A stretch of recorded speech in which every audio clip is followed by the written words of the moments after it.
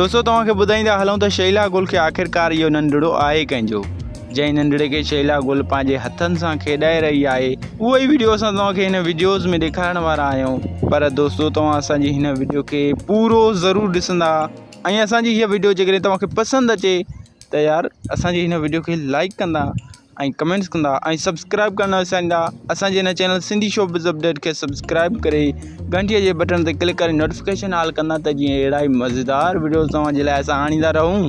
दोस्तों तव्हांखे ॿुधाईंदा हलूं त शैला गुल जीअं ई शोबिज़ जी दुनिया में क़दम रखियो त शैला गुल खे पंहिंजनि माइटनि पंहिंजे घरां कढी छॾियो। हितां शैला गुल दरपदर थींदी रही। पोइ वरी शैला गुल खे होस्टिंग जी KTN ते ऑफर मिली।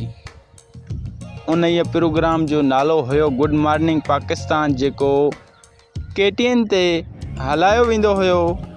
उन प्रोग्राम जो जेको डायरेक्टर हुयो उहो काशिफ बाग़ानी हुयो।